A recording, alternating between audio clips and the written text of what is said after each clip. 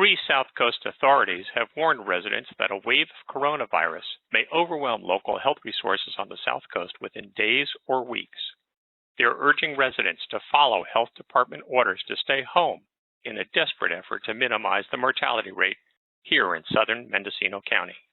I'm Tom Murphy, a journalist and GMAC member based in Gualala, and on Friday, March 27th, I moderated a teleconference with physician's attendant Barbara Brettel from RCMS, Nancy Gastonguay, the Executive Director of Coastal Seniors, and South Coast Fire District Chief Greg Warner.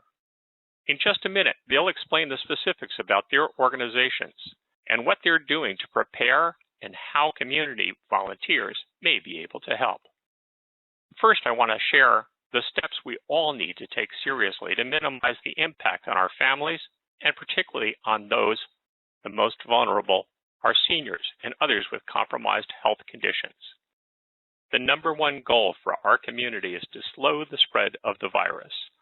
That would stretch out the demand on meager local resources. Residents can flatten the curve by strictly observing Mendocino and Sonoma County orders to stay home except for truly essential activities. Common symptoms include a dry cough, a temperature, and difficulty breathing.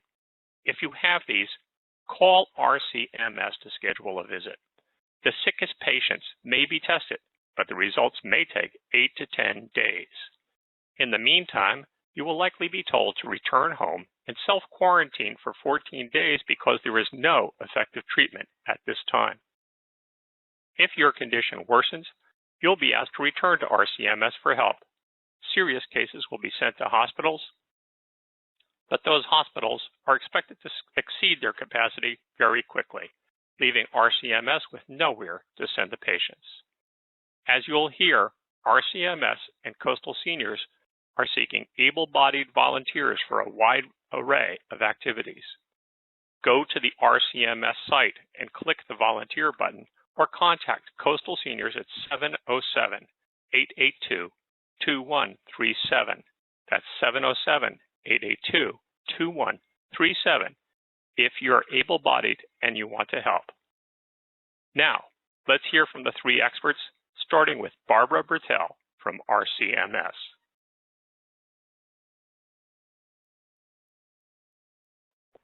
So if you come up to the clinic, first thing what we're asking is for you to understand the following. RCMS has 3 clinics, and just today we've initiated sort of a second stage of our emergency response plan. And that stage is that the entire Gualala building has now become urgent care. We have done this for a couple of reasons, so that we can still manage our regular emergencies as well as manage the increasing numbers of respiratory ailments and try to maintain a respiratory section of the clinic and a non-respiratory section of the clinic, so that you know that if you come in for, let's say, your typical emergency services, such as you broke your leg, you're having a heart attack, you dislocated your shoulder, you have appendicitis, that there are non-respiratory parts of the clinic where we will care for you. And we want you to know that these services are still available to you. The other portion is that we have divided our clinic into respiratory sections, which are our old primary care sections, to try to protect the non-respiratory patients from the potential of exposure to respiratory patients. Also, as part of our preparations at the Gualala Clinic, we've been very cautiously looking at our ventilation systems, our ability to remove airborne particles, et cetera, from the entire clinic. So that's something that's going on. One of the reasons we have a triage tent outside is that we're asking every single patient to stop at the triage tent, and we ask to take your temperature, and we ask your chief complaint, and we will direct you thoughtfully to which part of the clinic is appropriate for you. So that's what's going on there. People are also asking us, well, what's going on with these triage tents that we're seeing outside? Those are tents that were provided to us by the county. We requested them. We've staged them, and they can hold potentially 8 to 14 patients, depending on how we put patients in there. And we're not exactly sure what we're going to be using those spaces for. but we're trying to prepare to have extra space in case we need them, and we have some plans for that. That's what's going on in the Gualala Clinic. What we want you to also know, however, that RCMS has two other clinics. We have our Seawater Clinic, which is just across the street from the Gualala Clinic, and we have our Point Arena Clinic. And what we want people to be aware of is that those two facilities are still providing primary care.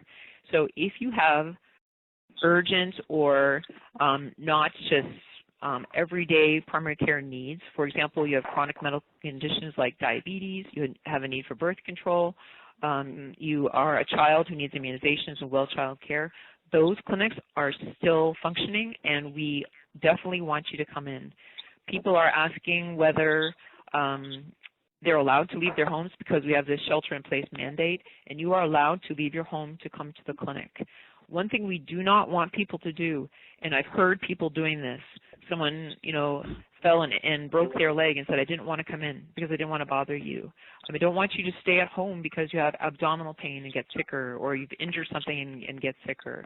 We also want you to get your chronic care. And so those clinics are set up.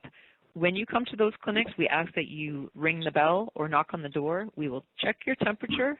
If you have a fever, we're actually going to direct you to the Gualala Clinic. If you don't have a fever, we're going to let you in and take good care of you in those spots. So that's what's happening with our primary care. The other thing we're adding is telemedicine. So we have been allowed to alleviate some of our HIPAA and our protocols, that we are now allowed to have telemedicine services over things like Skype and programs like we're talking on today. And so your primary care providers are currently doing telemedicine. And so if you can't leave your home, or you're concerned about leaving your home or concerned about being contaminated in the clinic, every primary care provider also has the capacity to meet with you by telephone or by a program like we're talking over the computers today. And let's say you do that and you need some sort of a lab, we might send you down to one of our non-respiratory clinics to get a lab drawn, et cetera. So keep in mind, we're still providing these services, and they are essential. So that's what's happening with our clinics. The other thing I want you to know is that our CMS has collaborated with CLSD and the Gualala and Sea Ranch Fire Departments to anticipate that if this situation becomes more concerning, we have more patients than we are able to manage, that we have an action plan for that. So I just wanted to give you a 3-stage peek at what we're planning, just so you know what we're planning. One of our concerns is that if there's a large number of patients that overwhelm our receiving hospitals in Santa Rosa, Fort Bragg, Ukiah, that we may not be able to get very sick patients out. We've faced that before with our fires and our electrical outages, that the hospitals are full.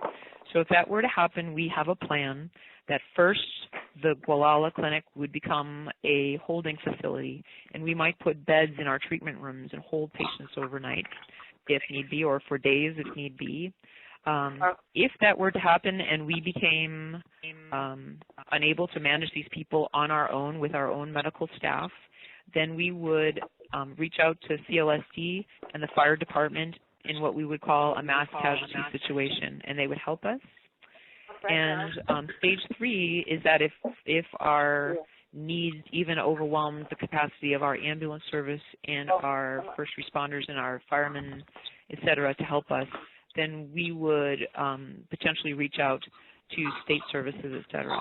So these are plans we have in place that we hope we never have to implement, but we want people to understand that we are thinking that far ahead, and that's why you'll see these treatment tents in front of our clinic. So that's what's going on there. Finally, I just wanted to address a little bit about testing, because people, of course, want to be tested. They want to know if they have this infection and how is this going on, and just to answer a few questions.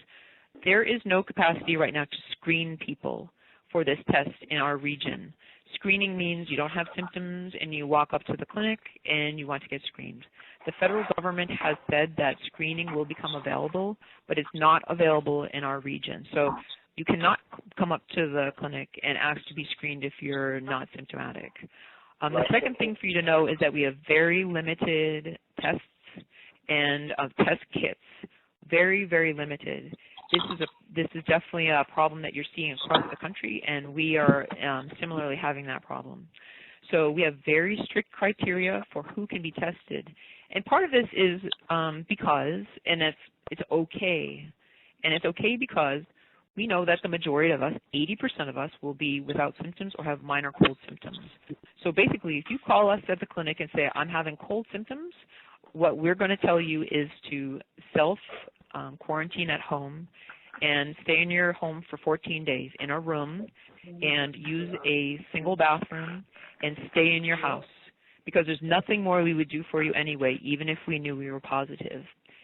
If you come in to us and you're sicker, and there are certain criteria for being sick, and that would include chest pain, shortness of breath, dizziness, or other things that your provider might think would indicate that you're significantly ill, then as long as we have tests, we have the capacity to test you. If we do test you, that's a nose swab and an oral swab, and then it has to be sent out to a lab. And unfortunately, those tests are taking 8 to 10 days to get the results back. So it's quite some time before we get those results back. For that reason, we know how we would like to manage you, and we would assume in those cases that you may have coronavirus, and we would manage you in that way. Finally, the question is, so what happens if you turn positive, and what happens if you're the person that comes into the clinic, you seem ill, we check you, and you're positive? What happens with that case? Here's what happens. So if you turn positive, our clinical lab would contact the provider who saw you immediately by telephone and say that there's an urgent lab result, and they would tell us immediately. The next thing that would happen is we would contact you immediately and say you are positive for coronavirus, and we would explain to you how to self-manage. The third thing that would immediately happen within minutes is that the health department is contacted. The health department would be contacted, and then they have a very specific role. Their role is to contact you, the patient, and the health department would then do what's called contact tracing. They would meet with you and say, who are you? What is your job? Where do you work? Who have you been in contact with in the past week, 2 weeks, etc.? And they would contact your employer, your coworkers, your friends, anybody you've been in contact with, and they would talk to those people and tell them whether they need to self-quarantine at home or whether they need to be tested. People ask, does RCMS have the ability to tell the community that you have a positive test that's coming out of RCMS? And the answer is no. We are not legally allowed to tell you if we have a positive test coming out of our clinic. However, that's because we are required as your healthcare provider to respect HIPAA and your privacy. However, what you need to understand is that at the same time we are being informed, the health department, who is mandated to tell you what's going on, who's at risk, et cetera, are immediately going to also be dispatched to speak to you, the patient, and your contacts. So those are the things I wanted to summarize based on a bunch of questions that we get on a day-to-day basis, and I hope that's helpful. And after everybody else speaks, I'm happy to answer any questions. Thanks. Thank you, Barb. Really appreciate that. Folks, I'm sorry for the technical problems. Again, this is the first time we've used Join Me, probably the last. Don Hess on GMAC and I have been testing Zoom, and we're probably going to switch to that next time. But Barb, great info. Thank you very much for your information and for the work you're doing. I'd like to go to Nancy Gastinet next and ask her what's going on with the senior community. We know that the seniors are more vulnerable as patients. We know that they're isolated, and we know that they're not getting together for their normal behaviors in terms of having meals together and socializing. So Nancy, from your perspective, would you take a few minutes and give us a little bit of perspective from that? And folks, if you haven't muted your microphone already, please do, and please try to minimize any background noise. We are still getting a lot of static, so it would be very helpful if you could keep that down. Nancy, you have the floor. Okay, thanks, and thanks so much for having me on tonight.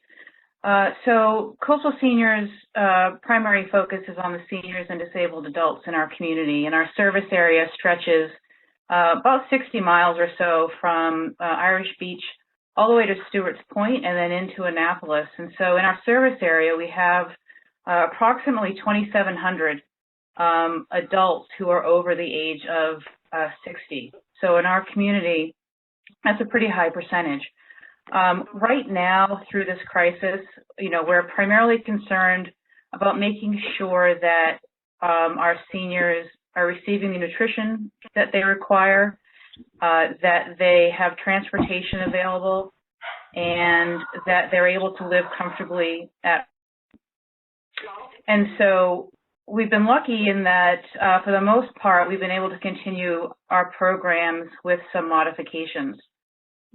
So on March 18th, the day after we closed our dining rooms, we started to provide meals to go, our takeout. And we're providing these meals not only to our seniors, but as we do with our congregate dining or our senior lunches, we also provide meals to non-seniors. And we've been cooking as we normally do, but we've been doing everything from our Point Arena location in the Veterans Building. And we're providing meals to go Monday, Tuesdays, and Wednesdays. We have made some additional modifications to the way that we're delivering these, and we're not allowing clients into our building anymore. We've set up sort of a barrier system in order to make sure that we're maintaining a 6-foot distance from those who are coming to receive our services. On Tuesday, we're going to start providing meals to go from our Gualala location as well, at the Gualala Community Center. And we're not going to be doing any cooking in Gualala. We'll be transporting the hot meals and the rest of the food down to Gualala, and again, allowing people to walk up to the entrance, get their meal, and then go home. We are also continuing our Meals on Wheels program. And for many of our seniors who were not homebound before, due to the stay-at-home order and for other reasons, they're now staying at home. And so we've actually seen a 33% increase in our Meals on Wheels enrollment just in the past week. So we anticipate that that's going to increase. And we are prepared right now to scale up to that demand. We've got a great group of volunteer drivers. We've armed them with gloves, with hand sanitizer.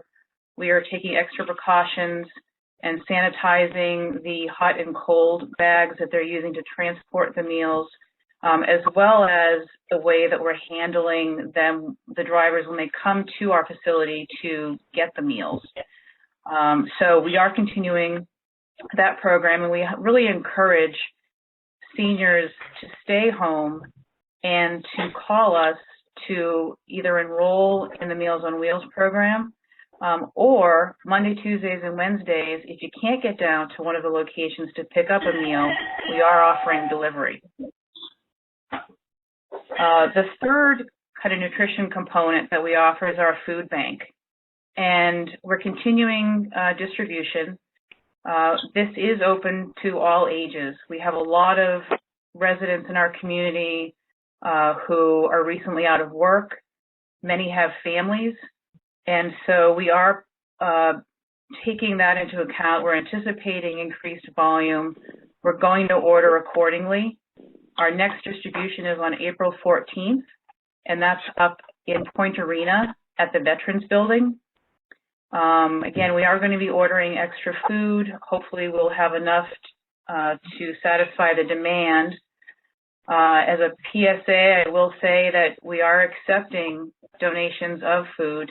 If anybody has some, there are some local restaurants who have been fantastic, and while it's been unfortunate that they've had to close their doors, they've been very, very generous in providing us with some amazing produce and protein to be able to make available to seniors and those in our community.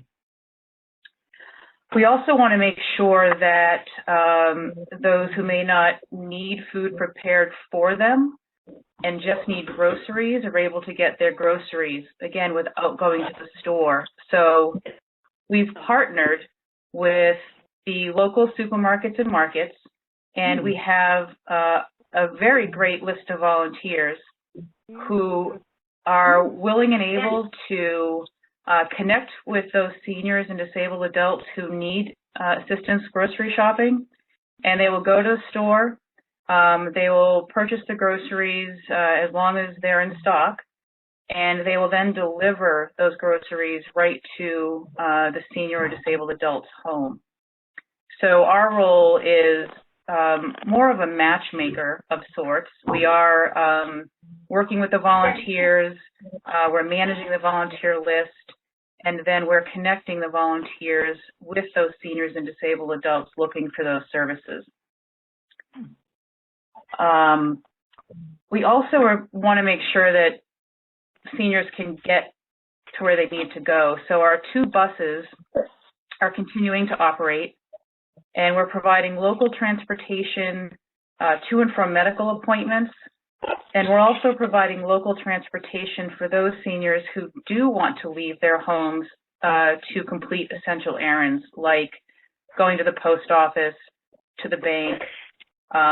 If they need to take a pet to the vet, as long as it's in an approved carrier, we will provide transportation for that, and also to the grocery stores. Again, we're encouraging seniors to stay home, but for those who do want to leave, we are providing transportation. In addition, we're providing out-of-town transportation to Santa Rosa, to Fort Bragg, and to Ukiah for medical appointments only. So there's no shopping. We're going from point A to point B. It is door-to-door service, so we pick up seniors at their homes, we drop them off at their homes, but we're going from their home to their medical appointment, no stops in between, and then we're taking them back home. We don't want them exposed to unnecessary exposure while we are taking them out of town for a medical appointment. We're also trying to be more flexible and to provide more on-call service, which isn't what we typically do, but we're working with RCMS and with MHA, and in those instances where they have patients or clients who need to get to a medical appointment that may not have been previously scheduled, or if they need to be picked up at a facility in Santa Rosa, like we did today. We picked up someone from an acute rehab facility and brought them home. We're trying to be really flexible so that we can provide that transportation in those cases for those seniors and disabled adults.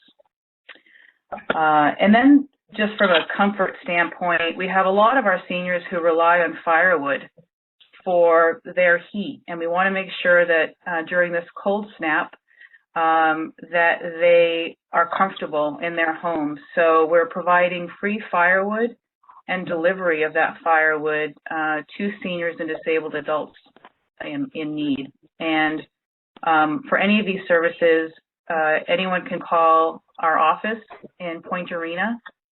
The number is 882-2137, and we are happy to help. Again, our concern and our focus is making sure that folks are being fed, that they can get places if they need to get to places, and that when they are at home, that they're as comfortable as they possibly can be. Thank you very much, Nancy. Really appreciate that information. I'm getting a lot of praise for our speakers, Barb and Nancy, and we have some good questions coming in. I want to remind everybody, please use the chat feature, send them to me at gmac95445, and I'll ask the questions after we hear from Greg. Greg, would you take a few minutes and tell us what you're seeing from your point of view? And I know there's one question I asked you when we spoke, was why am I not hearing many sirens this week? Could you include that in your overview? Yeah, Tom, this is Greg. Greg Warren, South Coast Fire Chief. Thank you for having this meeting. Very informative.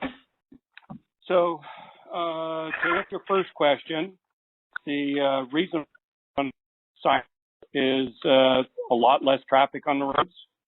And typically, especially during fire seasons when people hear things, they freak out. So there's no need to alarm quick. And our call volume is actually down right now. And we've had very few code-free calls in addition to that. But we normally don't run lights and sirens unless we need to. So a lot less traffic, much easier to get around. Those things help us out. So brief history of South Coast Fire. We pretty much respond to anything and everything. We're the first responders on the lines. We've got approximately 28 responders. Some of them work at RCMS, part-time, full-time, volunteers. Some of them work for CLS on the ambulance, and they still are responders. A lot of them, all families and other jobs. So they're just an amazing group of people. They range anywhere in age. So right now, what we've been doing is trying to do our trainings on Zoom and still stay proficient on all of our call lists. Anyway, moving on. Some of the things that we've been struggling with is vacation rentals and stuff like that. We've been involved with vacation rentals, and I've been working real closely with the Sheriff's Department. They've been very vigilant about helping us. A lot of tourists here on the coast, and I think it's finally starting to sink in that this is serious. The sheriff is actually asking them to, and please don't rent your homes. So that is, I have to agree with Barb. We do have people that are not calling 911 when they should. If it's a true emergency, they need to call 911 so we can get them the proper care. We have actually slowed down our mode of response. So referring back to sirens, we're going at this a little bit slower. We're not running into a burning building. We're thinking about our health first, because if we become contaminated, then we're no good to this community.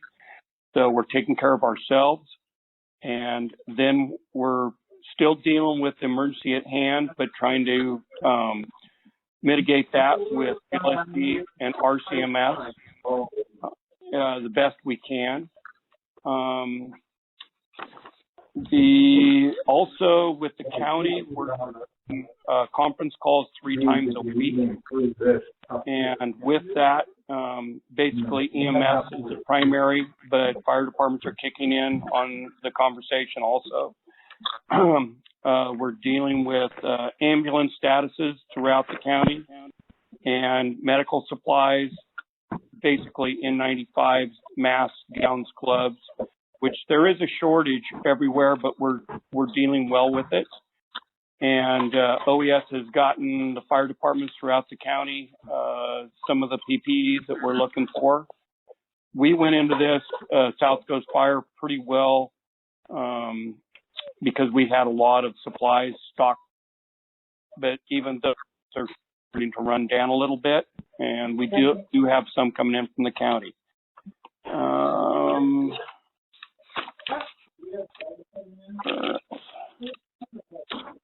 So I don't want to eat up a lot of time here, but we're working vigilantly with CLSD and with RC, and however we can help. I know that there were some questions about volunteers, and I'm getting information from volunteers all the time. How can we help? RCMS is working on a planning phase to volunteers and have them. Right now for the fire service, we're in pretty good. The seniors are the crucial ones because they're highest at risk for this coronavirus. And I know we personally have been taking food and pets to the vet, whatever it takes, them out, but we need to really be careful with our seniors and our people that have medical needs, stuff like that. We can't affect them with any part of this virus because it'd be very devastating for those families. So we're trying to help them, and if the seniors can help out, that even relieves some more pressure off of us.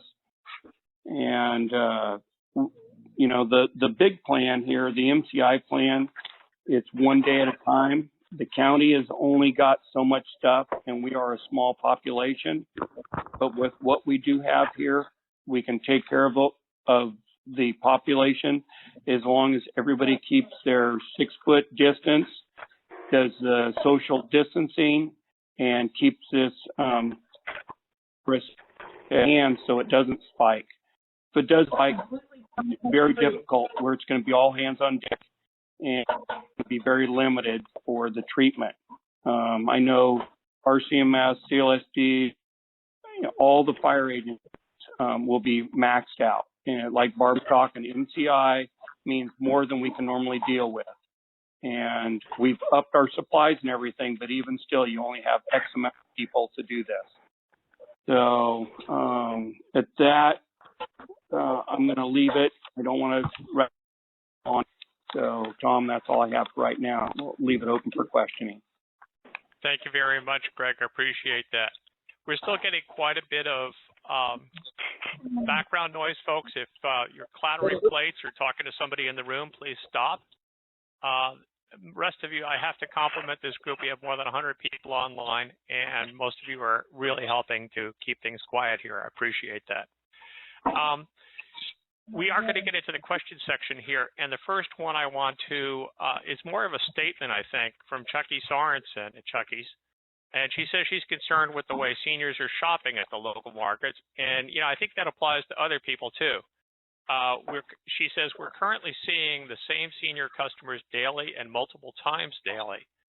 I want to remind you, and Barb, correct me if I'm wrong, but every time you expose yourself to other people, it increases the odds that you could possibly get coronavirus. So I think the best advice on that would be to make a shopping list, come in and get everything at once. And I kind of have a question for Chucky too. I can't get her to speak, but Chucky, you can answer me in text and I'll try to relay that to the audience. I heard that there are no deliveries. You don't have a delivery people from Chucky's, and I'm wondering if that is something that you're looking at. So if you could send me a text on that, I'll relay it to the audience. And if any of the panelists have any comment on that shopping alone thing, I'd appreciate it, or shopping repeatedly. You don't run in there and get a soda. You go in there and get your week's groceries. Any thoughts? I guess that has to do with people who don't. Barb, we can't barely hear you. I strongly agree. Can you hear me? That yes, the most important thing for people to do is remain sheltered at home, and that means not going to the grocery store repeatedly, trying to minimize your time at the grocery store, trying to have a big plan for shopping like for a month and be done, not having friends over to your home for a dinner party, not having people coming over just because they're your neighbors, etc.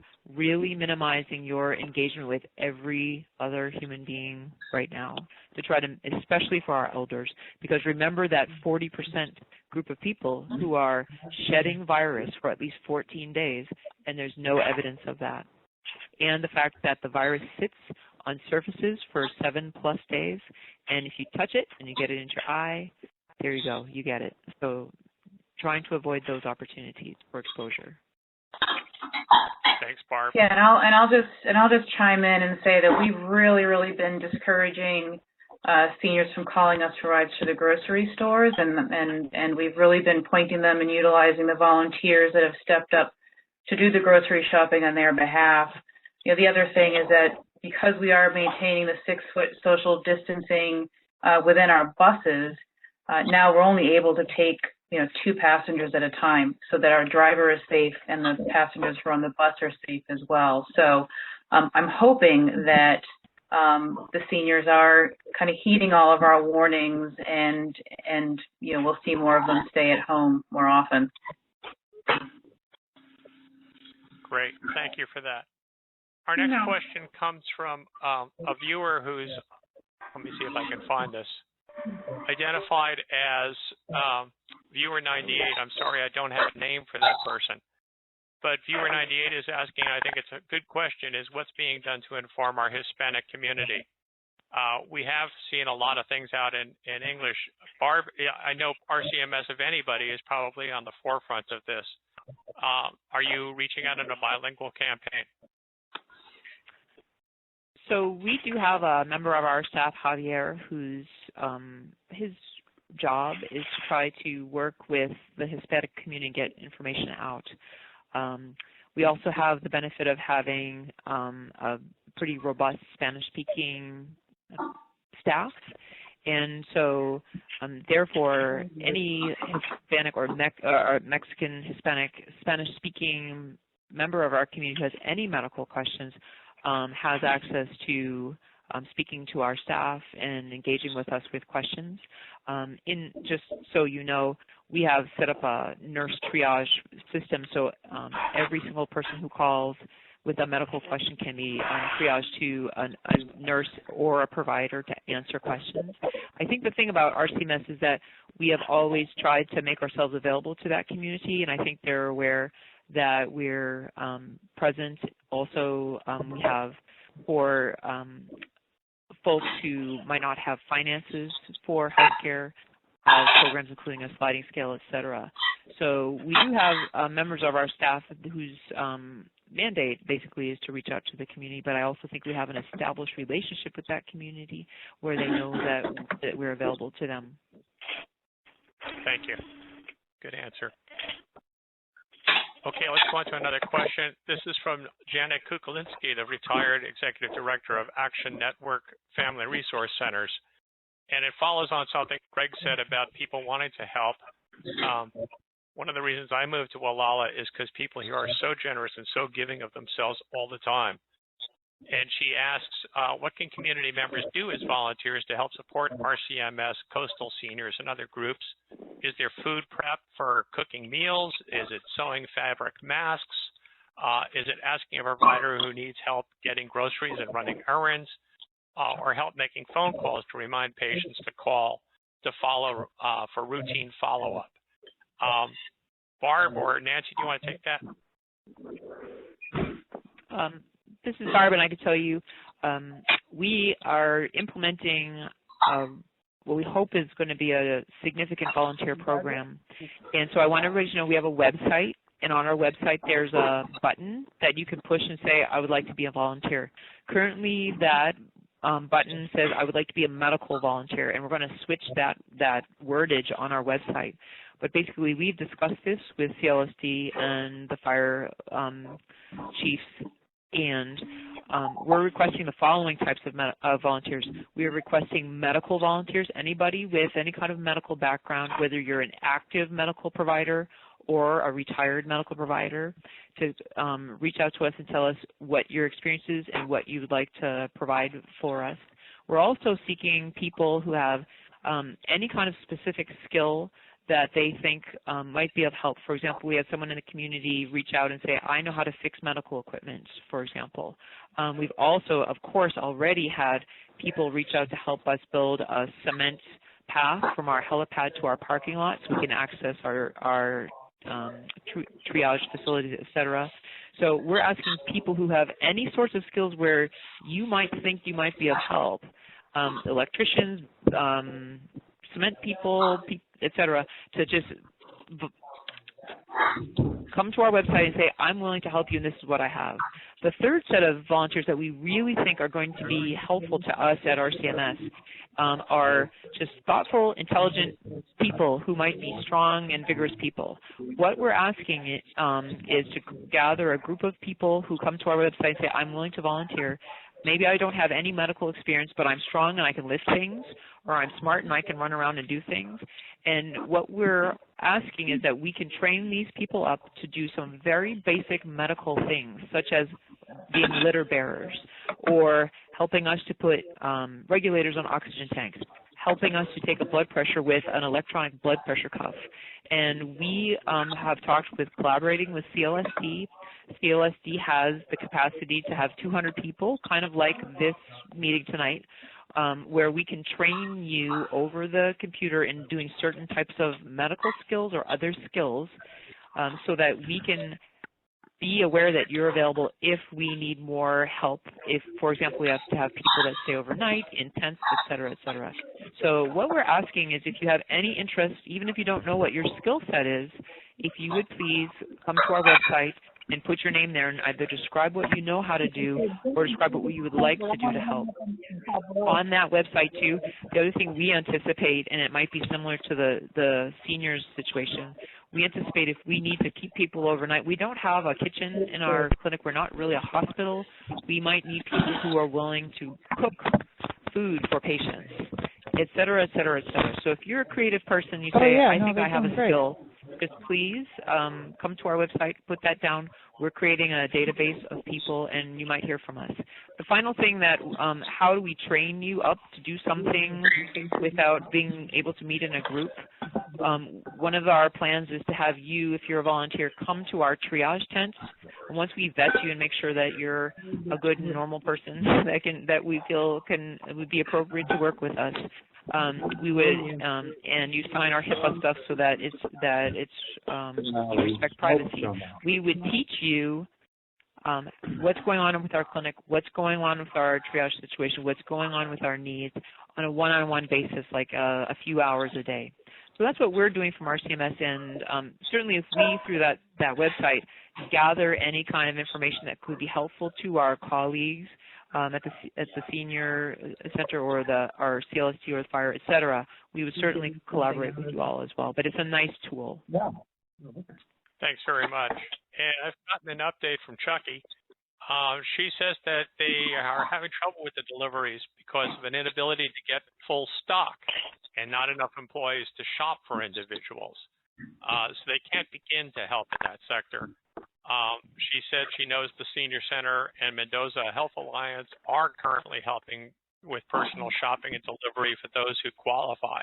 So if there are folks out there who need some help shopping, that's where to turn. And I have had that question come to me from seniors in our community. I hope they will reach out to our senior services groups that are doing a fantastic job in this crisis. Thank you for that. There's somebody out there who's having a cup of coffee on a saucer out there, and I really appreciate it if you'd stop. So I think Hi, Tom. Would agree. So if I could just add on to the volunteer needs, sure. So, more of our services now are moving, outwards. And so instead of coming to our facilities, we're having to go to people. And because of that, we really need some volunteers who are willing to drive to our clients and to our seniors' homes to deliver meals that would have been eaten in our dining rooms, to deliver meals on wheels, to deliver firewood. We also deliver food bank bags and senior boxes that we distribute at Food Bank to our homebound seniors. And as more and more of them are staying home, we're going to have to deliver to more places. And so if there are folks out in the community who are willing to drive and do some deliveries, we do provide training. We do provide training around security awareness and HIPAA. So once we get through those hurdles, which aren't high hurdles, and there aren't a lot of them, we can get folks out on the roads and getting the items to folks who need them. And just, people can call us at the office, and we are maintaining a database of volunteers and what folks are willing to do. Great.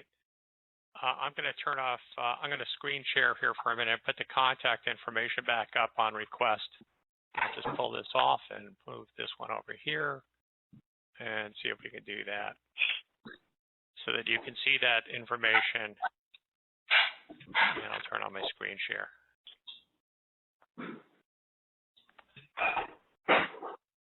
So we're a little bit past 8 o'clock. I certainly appreciate everybody hanging around, and we have a few more questions if our guests can stay. Let me ask a couple of them. There was a question about, and Barb, I know you're very limited in what you can say about this because of HIPAA regulations, but can you update us anything? There's been a lot of gossip, and I spent my career in information, and I really worry about gossip in a small town. It can be very destructive. I've heard 4 or 5 different accounts of what happened with patients, and I encourage people not to pass that along. But Barbara, can you give us any sort of update on the status of the cases that we know about, or the case that we knew about here in Gualala? Yeah, so what we can say from our CMS is that there are 2 cases in Mendocino County. That's what we can say.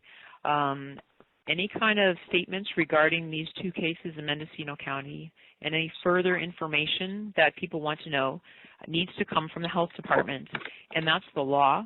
I think there's a couple of things that are beneficial to that. People will understand that our CMS respects patient privacy, and we are bound by HIPAA. I also respect that people have concern. There are 2 cases in Mendocino County. Where are those cases? Have they exposed themselves to me, my family, my coworkers? And so as if you've seen the press releases and the press meetings with the Mendocino County head physician, basically the statements have been made when particularly the first case in Mendocino County was determined, and immediately after they determined that there was a case, they asked everybody to go to shelter in place. What the head physician has stated is that that patient was immediately identified and also put into quarantine and not placing any other people at risk at that time. And they then initiated contact tracing. And what that means is, with regards to all of the cases that people will have, that with regards to any case that's determined to be a positive, the health department will play the role of advising the public about safety, about whether there's anybody at risk. And I think and I've actually asked the health department, why is that? Why do you not tell people what city, what town, et cetera, these cases are in? And one of the reasons for that is to protect the patient, their privacy, and also because there's the risk that people might be bullied, intimidated, followed, et cetera.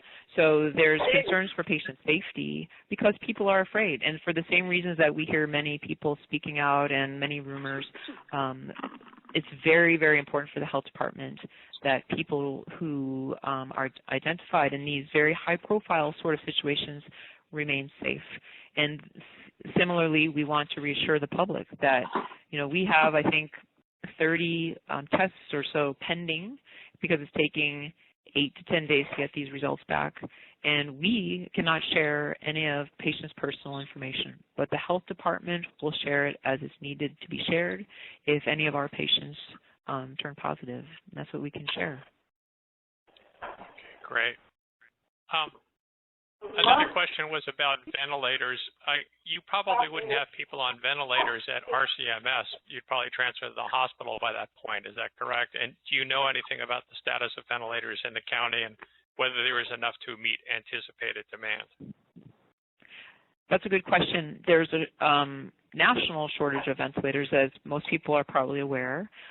We absolutely might need to have a patient on a ventilator, especially if we can't push people forward. As people know, what happens with people with coronavirus, the sickest of the sick, is they go into very difficult respiratory situations, including respiratory failure sometimes. And what that means for these types of patients is that we first would give them high flow oxygen. If that doesn't work, we have other modalities, but we might need to put a tube into someone's airway to help them breathe. We have the capacity to do that now in an emergency, as do our ambulance colleagues have the capacity to do that. A ventilator takes the place of what we call a bag valve mask. So if I need to breathe for you, right now, if I put a tube down your airway to help you breathe, I use a bag and I bag you with my hand every 6 seconds. And currently, we have some ventilator type systems that run off of our oxygen tanks, which are very primitive. These actual mechanical ventilators that are about the size of a suitcase, we do not have those at RCMS. We are inquiring about whether we can get one or two to have, because there is a very big possibility that if we cannot move patients forward to a receiving hospital because the ICUs are closed, the ICUs are full, that we might need to have someone who's in a critical respiratory state in our clinic. If we don't have a ventilator, I can tell you our plan is and has always been that we will cycle our staff through, and once every 6 seconds we will breathe for you. And that's what we'll do, even if it takes all night. That's pretty good range. I think that's about it. I have no more questions tonight. I think I speak on behalf of our entire community when I tell Barbara, Greg, and Nancy that your efforts and those of your teammates are so deeply appreciated by our entire community. I can't stress enough how hard it is for you guys to come out on a Friday night after a rough week. Some of you are going to be working this weekend as well, and to do this call. So thank you very, very, very much. To get 100 people on a conference call is the limit of this service, which is, as we've seen, a very limited service. We're going to switch to another service for a future call, but I want to thank you very much again for your time this evening.